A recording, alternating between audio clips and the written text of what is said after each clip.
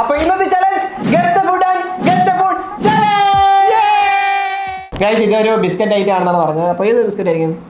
എനിക്കറിയാവുന്ന ആകെ 2-3 ബിസ്ക്കറ്റ് ഉള്ളത്, അതൊന്നും പറയില്ല കേട്ടോ. Dark fantasy. നോ. ഓറിയോ. പറ പറ.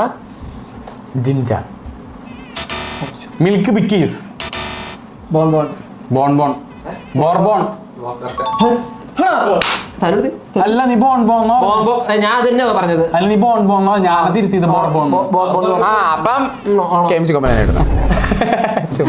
അപ്പോൾ നമ്മുടെ കണ്ടോ അതെങ്ങനെ സത്യം പറഞ്ഞാൽ എങ്ങനെ വന്നല്ലേ? മറ്റേ ഇതിന്റെ അകത്തുനിന്ന് ചാടി വന്നു.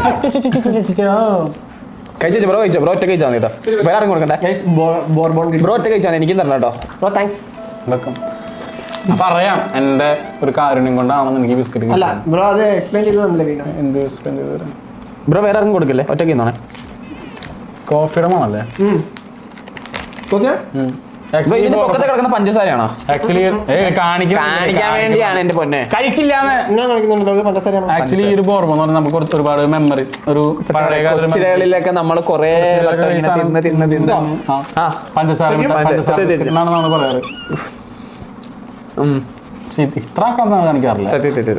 കൊച്ചിലെ പോലും ഞങ്ങൾ ഇത്ര ആക്രാന്തം കാണിക്കാറില്ല. ബ്രോ എന്തുപറ്റി ബ്രോ? അതിന്റെ കണ്ണാടി ആയിരുന്നു ബ്രോ, കണ്ണാടി നോക്കിയ